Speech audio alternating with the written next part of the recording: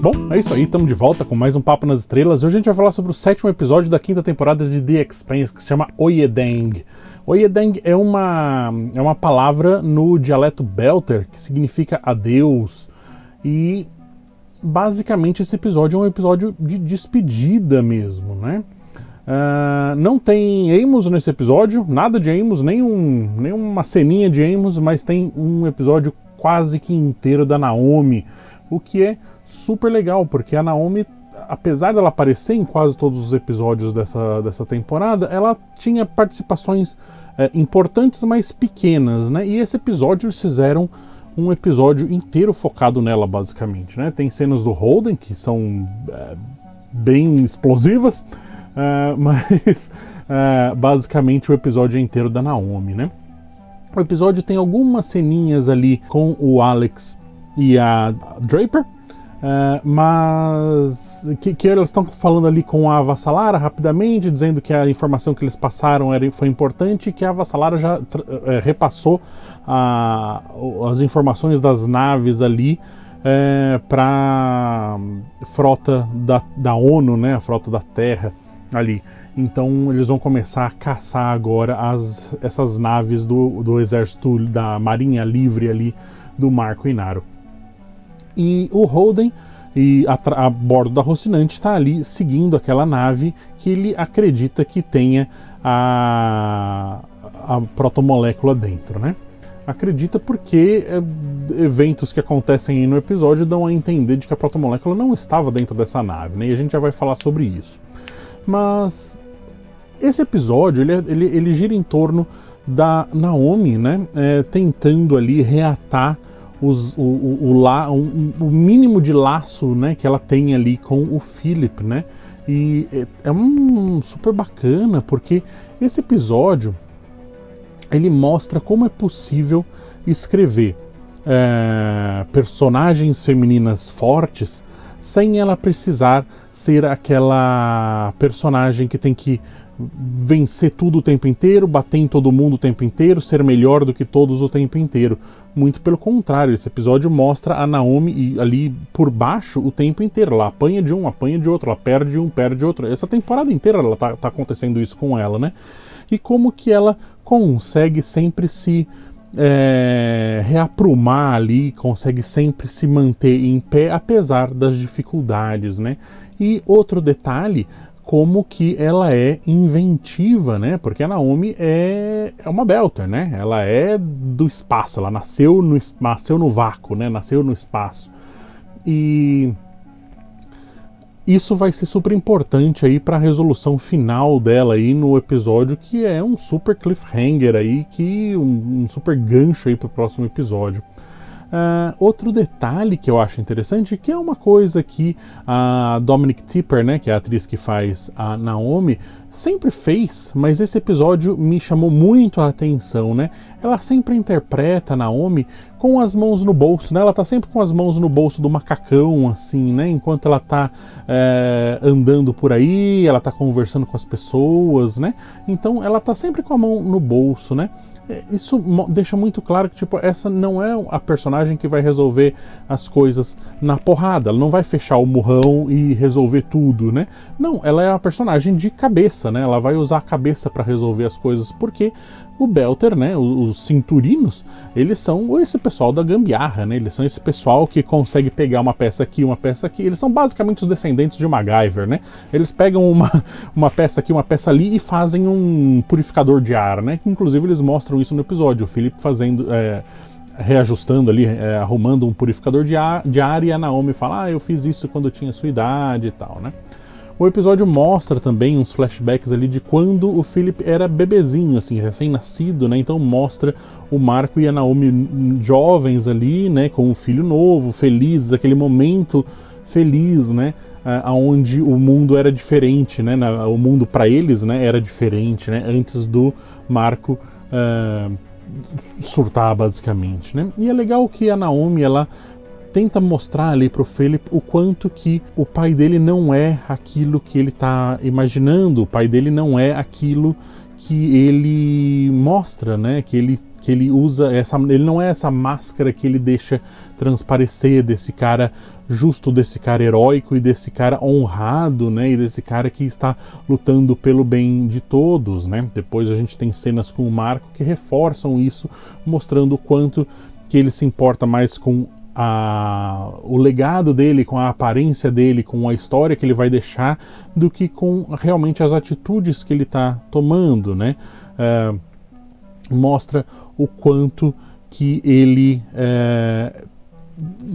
faz muito também por puro ego, né, pura massagem de ego, né. Existe aí um diálogo entre a Naomi e o Marco, né, que ele questiona lá o quanto que homem grandioso que o Holden deve ser, né, para conseguir atrair a Naomi, né, e ela fala que ele é tudo aquilo que o Marco não é, né, ele é tudo aquilo que você não é e tal. Ela fala justamente porque enquanto ele se julga um cara acima do erro, né, enquanto ele se julga um cara acima, um cara justo e um cara honrado, né, mostra que na verdade o Holden é esse cara, né, o Holden é o cara que tenta fazer as coisas certas, o Holden é o cara que mesmo errando mira no lugar, pro lado certo, pelo menos, né, enquanto o Marco ele pode acertar, mas ele tá mirando pro lugar errado, né. Enfim, mostra aí essa diferença aí entre os dois personagens, que são os dois líderes antagonistas aí de cada lado da história, né? E a cena entre a Naomi e o Philip é muito bacana, assim. Eu sou super fã, assim, de cenas de cinemão, né? Cena de ator de verdade, assim, né? Que você não tem tantas muletas de efeito especial, não tem tantas ações, é basicamente uma câmera parada ou com pouquíssima movimentação e os atores ali expondo, né, os personagens para mostrar ali as impressões, os lados, as ideias, né, mostrar realmente a retórica daqueles personagens. E é justamente isso que a cena entre a Naomi e o Philip faz. Ela mostra o lado dos dois e mostra que existe ali uma possível ponte entre esses dois lados que possa fazer com que eles se reaproximem. Isso tudo depois meio que despenca, porque o Marco, obviamente, também é macaco velho, né? Ele também sabe das coisas, ele é um cara manipulador, ele é um cara que consegue fazer com que as pessoas o sigam, né? Daí vem a característica dele de grande líder, né? Ele tem essa capacidade de influenciar as pessoas. Ele acaba fazendo com que o Philip volte novamente pro lado dele ali, porque o Philip procura a aprovação do pai, né? Então ele fala que você é meu herdeiro, você vai governar o cinturão depois, mas só depois que eu for embora, só depois que eu morrer. Então, assim, ele é um cara que, olha, eu vou te dar tudo isso aqui, mas quando eu não estiver mais por aqui, né? Porque enquanto eu estiver vivo, eu tenho que ser o protagonista dessa história, né? Eu tenho que ser o ator em foco, né? O personagem em foco dessa história toda, dessa narrativa toda. Muito, muito bacana esse confronto entre os dois. E no fim, esse confronto não, esse confronto entre o Marco e a Naomi, né, usando o Philip ali como campo de batalha, né, de uma certa maneira. No final, quando a Naomi se vê ali sem condição, né, porque ela fala pro Philip, né, você sempre tem como sair, você tem como ir embora, né, quando não existe mais situação, você tem a última escolha é sempre ir embora, né, e o episódio justamente que chama Oyedeng, né, Adeus, justamente é sobre essa cena, quando ela vê que não tem mais como ela conversar, como ela argumentar ali naquele ambiente, ela foi inclusive agredida fisicamente pelo Philip, ela resolve ir embora, né? E ela vai embora da maneira mais absurda possível, porque ela simplesmente se lança para fora de uma airlock ali, né? De daqueles dutos, né? Que vai para fora da nave, né? Sem roupa espacial, né? Tem a outra nave que era a nave dela que estava ali na frente, ela se lança ali para fora, como ela tinha pensado em fazer quando ela abandonou quando ela teve que ir embora ali da relação com o Marco e deixando o Philip para trás, lá atrás, na juventude dela, né? Então tem uma chamada aí dessa história aí da personagem, só que agora ela vai e se lança no espaço justamente para fugir, né, para ir embora, e ela se lança para outra nave e da maneira mais belter que existe, né, que é na gambiarra, né, arranjando uma maneira de sobreviver aonde não dá para sobreviver, né, que é justamente ela se lança no espaço com uma seringa ali, com alguma coisa dentro que faça com que ela consiga sobreviver alguns segundinhos a mais ali no vácuo total, né? Então quando ela está no meio do caminho, ela injeta aquilo na perna dela e faz com que ela consiga ficar consciente um pouquinho mais, para ela conseguir só abrir a comporta ali da outra nave e entrar, né, já inconsciente, né, e a porta se fecha sozinha. Tem ali uma chamada para 2001, né, do Stanley Kubrick, justamente quando o Dave está preso fora da nave, e ele tem que entrar, né, porque o Hal não quer abrir a porta, e ele tem que entrar sem o capacete, né, então ele faz basicamente isso, ele consegue através do vácuo da nave dele ali se lançar para dentro do buraco da câmara de entrada ali da outra nave, né, no vácuo completo, né, e a porta se fecha. Então tem ali uma referência a 2001 nessa cena. Muito bacana esse cliffhanger e, assim, que aconteceu com a Naomi, né, vamos ver como é que ela vai estar. Obviamente você vê que o rosto dela já está todo machucado, né, pela essa exposição ao vácuo aí, né, então isso aí vai gerar certamente complicações para ela no próximo episódio. Por fim, a gente tem que falar rapidamente sobre a cena do Holden ali chegando perto da outra nave. Eles vão no encalço ali da outra nave e a outra nave lança mísseis. E aqui é aquela super cena de batalha, né, muito ao estilo de Expanse, né, porque você realmente... Expanse tem uma maneira de mostrar cenas de batalha, né, cenas de combate de nave ali de uma maneira ímpar, né? Justamente porque ela é muito focada no realismo dessas batalhas, né? Então, como que seriam esses combates espaciais, né?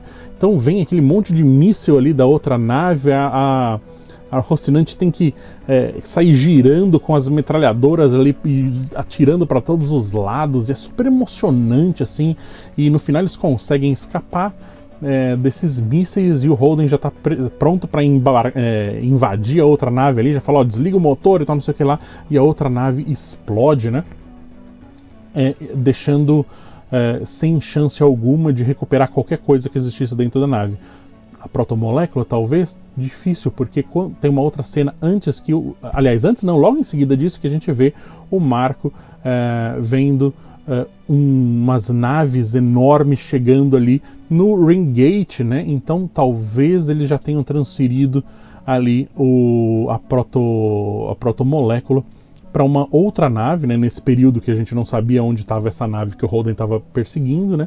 Talvez tenha sido transferido e a protomolécula já esteja em outro lugar muito longe, preparando para fazer alguma outra coisa aí. Então muito bacana assim como eles deixam a entender que a protomolécula explodiu, a protomolécula está perdida, que a princípio seria a intenção do Holden, né? Mas as coisas não devem ser tão fáceis assim. Provavelmente a protomolécula está em outro lugar, eles já deixam ali uma possibilidade para onde que essa protomolécula está. Outro detalhe interessante é que parece que eles já estão armando inimigos aí, né, o vilão para depois do Marco, né, porque tem uma hora que a Mônica tá falando com o Holden e ela fala que, não, peraí, naves desse tamanho, naves marcianas não são armas, se fosse uma arminha você consegue sumir com ela de uma maneira fácil, nave é outra coisa, então precisa de alguém com muito poder por trás disso, muita influência e muito dinheiro, né? E o Marco não teria dinheiro para simplesmente comprar essas naves, então ele deveria estar negociando justamente essa amostra da protomolécula com alguém em Marte para poder, em troca dessas naves aí. Aí ela ainda fala em relação à protomolécula, essas naves aí seriam algo como troco, assim, né? Então ele pega essas 6 navezinhas aí, em troca da amostra ali da protomolécula. Então o Marco Inarius, que está sendo esse super vilão, parece que existe um cara aí ainda mais por trás dele, né? Obviamente sempre existe um peixe maior, né? O que é muito, muito bacana. Enfim, gostei muito desse episódio, muito bacana, super emocionante. Emocionante em dois frontes aí, né? A emoção interpessoal ali entre a Naomi e o filho, entre a Naomi e o Marco, entre o Marco e a Naomi. Então tem esse clima de conflito entre eles aí, que é muito bacana. E por outro lado tem a emoção da batalha, a emoção da perseguição, a emoção da cena de ação, que é super bem dirigida e super bem apresentada aí pra gente. Muito bacana esse episódio. Então eu volto daqui a pouco com a minha nota. E então, Tico, agora é com você. Olá! Então sejam todos muito bem-vindos a mais um Papo nas Estrelas. Hoje vamos falar sobre o 7º episódio da 5ª temporada de The Expanse. Cara, que episódio legal o episódio de hoje. O episódio o episódio da Naomi Nagata. O episódio de hoje é muito significativo porque ele conta pra gente, mostra pra gente, fala pra gente, mostra detalhes do grande dia que moldou a Naomi que a gente conhece hoje, não é? A Naomi que a gente conhece hoje, todo personagem, muitas pessoas e muitos personagens, eles têm momentos na vida deles que são grandes divisores de água, né? São momentos na sua vida que fazem que você está indo para um lado e de repente acontece alguma coisa que faz você tomar outro caminho, né? Fenômenos que moldam a sua personalidade, moldam as suas decisões, todos os momentos que você vive após aquilo que todos os momentos que você vive depois acontecem por causa daquele momento, não é? Naomi é exatamente isso, né? Todas as últimas 5 temporadas, né? Todas as outras 4 temporadas, mais esse pouquinho da 5ª, né? Sempre teve uma coisa, um detalhe que sempre esteve com ela, sempre foi mencionado, mas muito sempre por cima, né? Sempre mostrando que é algo realmente muito forte, muito importante para ela, para a personagem e para a história dela e assim por diante. É algo que não sei se a define, mas é um ingrediente importantíssimo para a Naomi Nagata que a gente conhece, né? Que é justamente a perda do filho, né? O fato dela ter perdido o filho, dela ter, de certa forma, abandonado o filho, né? Sempre foi dito pra gente, de certa forma, isso, que ela tem um filho, que ela abandonou o filho, que ela não está com o filho, alguma coisa com isso, né? Nessa temporada a gente descobre um pouco mais sobre isso, ela encontra o filho e o tempo todo a gente fica sabendo ela abandonou o filho, ela largou o filho e assim por diante, né? Mas nesse episódio a gente já viu que as coisas não são exatamente como a gente soube antes, né? E é isso. O episódio de hoje eu gostei bastante. Mas antes de falarmos um pouco mais sobre o episódio de hoje, eu gostaria de falar uma coisa que não aconteceu no episódio de hoje. Algo que eu estou esperando muito. Infelizmente hoje, mais uma vez, não teve a reação da Terra. É uma coisa que eu estou esperando realmente muito e estou querendo muito ver como a Terra e Marte vão reagir com esses ataques, né? Houve só uma pequena menção. O Alex e a sua amiga fuzileira, que eu esqueci o nome, mandaram um e-mail para Vassarala e ela respondeu, né, falando que só mencionou que tem tropas em Vênus e em Júpiter que vão voltar para a Terra, né, e que provavelmente no meio do caminho vão ou bombardear ou atacar, alguma coisa assim, naves que eles encontrarem pela frente. Ok, legal, mas obviamente não é o que eu estou querendo ver, né? Na verdade é o que eu tô querendo ver, mas não foi só uma citação muito por cima, muito por alto, assim. Eu quero ver detalhes sobre isso, né? Eu quero ver a Vassarala, né? Tô esperando o episódio da Vassarala, né? Porque espero que esteja chegando, né? E só tem mais 3 episódios, né? E obviamente o episódio que eu estou querendo ver, que é a reação da Terra e o grande episódio da Vassarala, o grande momento dela, muitíssimo provavelmente vai ser só no último episódio dessa temporada, né? Já marcando e amarrando para a próxima temporada. Então vamos agora falar um pouco mais especificamente, um pouco mais por dentro do episódio. Então, spoiler alert. Logo no começo tem uma conversa normalzinha entre pai e filho do Marcos Inaros e tudo mais.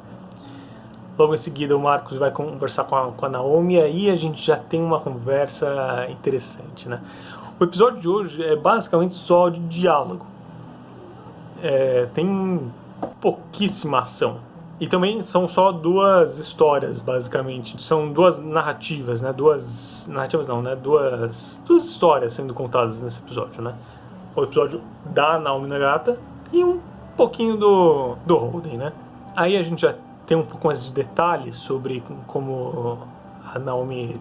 Um pouco mais sobre a Naomi, sobre essa parte dela de ter perdido o filho e assim por diante, né? Nessa discussão com o Marcos. Eu acho uma conversa muito interessante também, de ela o tempo todo falando que não abandonou, que na verdade o Marcos pegou o filho dela e assim por diante. A próxima conversa também é muito boa, muito legal, que é justamente da Naomi com o filho, né? Que é uma conversa muito mais legal, né? Mostrando primeiro um pouco da conversa dela, de tentar puxar assunto, né? Puxar conversa, né? Falando do filtro de ar e assim por diante. Mas aí sim vem a conversa real, né? Falando de como ela era quando tinha a idade dele, né? A paixão e a cegueira da paixão e da juventude, assim por diante. Falando mais ou menos... Obviamente a gente ninguém sabe como um sente o outro e o outro sente como que as coisas funcionam e assim por diante. Não somos telepatas, né? Mas a gente tem uma certa noção, porque de certa forma os pais e as pessoas mais velhas e assim por diante muito possivelmente viveram situações semelhantes, né? E é isso que a Naomi fala pro filho, né? Em um dos momentos dessa conversa, né? E ela justamente fala: eu não sei o que você tá sentindo, né? Mas eu senti coisas parecidas, né? Com o que você sentiu, com o que você está sentindo e assim por diante, né? E depois falando de como ela perdeu o filho, né? De que ela tentou procurar em todo lugar, não encontrou. Os meses foram passando e ela não encontrava e assim por diante. Contou sobre a tentativa de suicídio dela, que a gente nunca ficou sabendo, né? Uma coisa interessante esse momento de virada, né? De que, de certa forma, uma esperança de poder ver o filho no futuro, né? De, ok, eu não encontrei ele agora, estou muito triste, assim por diante, mas quem sabe eu não consigo encontrar ele no futuro, né? E foi exatamente o que aconteceu depois, né? Ela falando pra ele: eu nunca te abandonei, eu sempre pensei em você e assim por diante, né? Aí depois, em paralelo a isso tudo, a gente estava contando a história do Holden. A história do Holden é uma coisa bem rápida. O Holden recebe um e-mail do Alex falando: carinha, amigo, a gente precisa conversar, a gente precisa sentar lá no bar pra colocar os papos em dia, que eu tô cheio de novidades pra contar. Lá na estação, daí falou: cara, tô tô viajando, não tô lá na estação, né? Não tô lá pra te receber. Mais ou menos essa é que é a conversa. Brincadeiras à parte, ele recebe um e-mail, o outro responde falando que não tava lá, o outro responde, então já que a gente não vai conversar pessoalmente, né? Cara com cara, vou te passar o que eu queria contar pra você agora, né? Que era justamente que Marte estava mandando não só armas no mercado negro e assim por diante, mas a parte pesada, né? Que eram naves em si, né? Muito legal isso. E uma especulação interessante que tem junto com o Holden com a jornalista, né? Que é justamente, o Marcos Inaros e os Belters e tudo mais, obviamente não tinham e não tem, né, dinheiro para pagar por naves marcianas e tecnologias tão avançadas, né, naves inteiras e assim por diante, né? Realmente não tem condições de montar uma frota. Então, obviamente, se eles não tinham dinheiro, alguma coisa tinha em troca, né? Ou nem que seja de certa forma, uma guerra por procuração de Marte, né? Quero muito lutar contra a Terra, mas como a Terra não estou com muita vontade de atacar a Terra, né? Não quero sofrer as consequências. De certa forma, dou armas e dinheiro para alguém que lute por mim, né? E é esse o papel que os Belters estão fazendo para Marte. Pelo menos é isso que Marte quer dos Belters, né? Que lute a guerra deles e que pegue as consequências dessa guerra, né? Mas também, de certa forma, além disso, dessa guerra por procuração, Marte também quer, de certa forma, um pagamento por essas naves, né? Não é tão gratuitamente assim. Não é só por interesse. Daí há a especulação de que a protomolécula iria para Marte, né? Faz essa troca, né? Marte dá as naves e os Belters dão a protomolécula e um cientista. O que já é bem interessante, bem legal da gente discutir, né? Achei bem legal isso, né? A protomolécula não só como arma, mas como moeda de troca, né? Eu não tinha pensado nisso, né? Eu pensava que poderia ser uma arma, mesmo que eles poderiam atacar a Terra com isso e assim por diante. Eles encontram a nave que eles estavam procurando, caçando. A outra nave manda um monte de míssil, eles conseguem interceptar, destruir todos os mísseis com aquelas metralhadoras giratórias, né? Que está em volta de toda a nave. Eles chamam de defesa de ponto, né?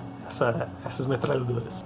Achei muito legal. E o canhão laser, né? Que eles mandam direto na turbina para depois pegar a protomolécula e assim por diante, né? Mas não dá tempo e a nave é autodestruída, né? A nave explode, que eu achei muito legal também. E agora?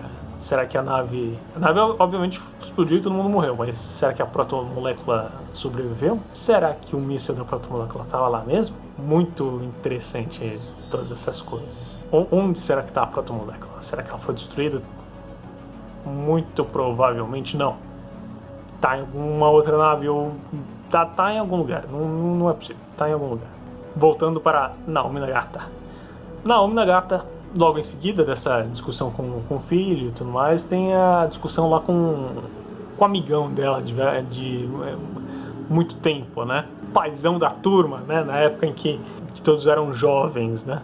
Muito legal essa discussão. E aí, mais uma vez, uma história, um diálogo que mostra, dessa vez, não só muita novidade para a própria Naomi, né, para a personagem, mas para a gente também, né, e informações muito legais, né, mais informações sobre aquele dia, né. Primeiro, de que ele sabia de que a Naomi tentou esse suicídio, né, tentou ir pro espaço, não deu certo, ela mudou de ideia no meio do processo. E ele falando, não, eu não pensava que nada iria te abalar e coisas do tipo, né?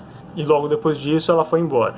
Ele fica muito arrependido de, eu queria ter feito mais por vocês, né? Eu cometi erros e assim por diante. E ela falando, não, você fez tudo o que podia e assim por diante. Daí ele fala, né, que ele sempre soube onde estava o filho dela, né? Que ele provavelmente ajudou a esconder, provavelmente estava com ele em muitos momentos e assim por diante. Essa é realmente um diálogo muito legal, muito bom, né? E logo em seguida, mostrando que, de certa forma, eu pelo menos senti isso um pouco, né? De que ela ficou muito surpresa, incomodada, triste. Mas eu também percebi que, de certa forma, ela perdoou ele, né? Por ter feito isso, né? E de certa forma, para que fique quite, né? Com a decisão que ele tomou, que ele ajudasse ela a pegar o Philip para sair daquela nave, né? Mas não dá muito certo. No finalzinho tem uma discussão lá, o Marcus fala que vai destruir a Rocinante com a nave dela e assim por diante, né? E ela estava livre, podia sair, podia fazer qualquer coisa depois de destruir a Rocinante. E aí vem o grande momento do episódio, né? Que é justamente, ela fica sabendo sobre esse plano, fica muito triste, horrorizada e transtornada e desesperada, precisa dar algum jeito de impedir que isso aconteça, e ela faz algo que ninguém esperava, obviamente nem eu. Ela se joga no espaço, ela entra na câmara de vácuo, o outro lá tenta impedir ela, abre a porta, ela se joga para outra nave, para a nave que estava indo pegar o Holden, entra na nave e outro fica lá e morre, e ela consegue entrar na nave de alguma maneira. Essa cena obviamente mostra um nível de heroísmo muito alto, né?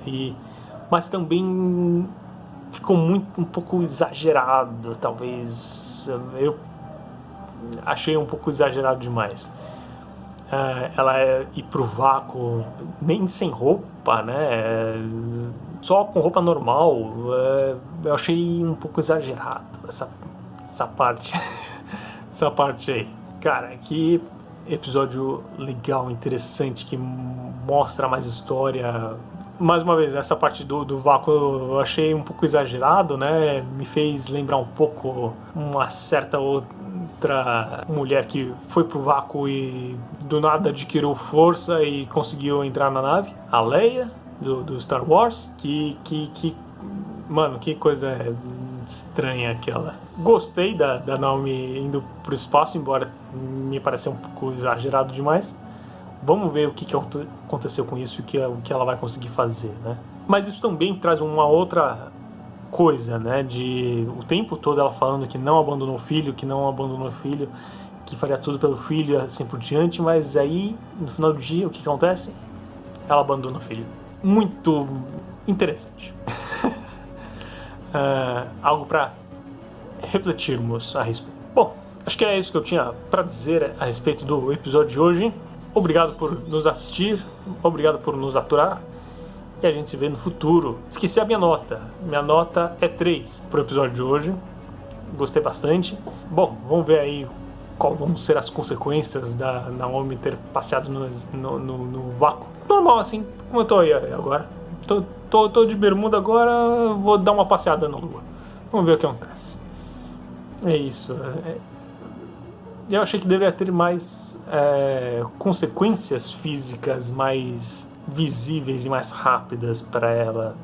Sei lá. Bom, vamos ver aí no próximo episódio como é que vai ser e assim por diante. Obrigado por nos ver, por nos aturar, e a gente se vê no futuro. Bom, é isso aí, Tico. Valeu. Tô de volta. Vamos lá. Quanto que eu vou dar para esse 7º episódio da 5ª temporada, que chama Oyedeng? Eu vou dar 3,5 estrelas. Muito bacana esse episódio. Muito, muito denso, cheio de conflito, cheio de confrontos aí. Muito legal. E Naomi aí subiu de categoria nesse episódio, né? Ela já era uma das personagens mais legais, talvez... agora ela esteja aí na minha segunda personagem preferida aí, que tá na briga entre ela e a Vassalara em segundo lugar aí.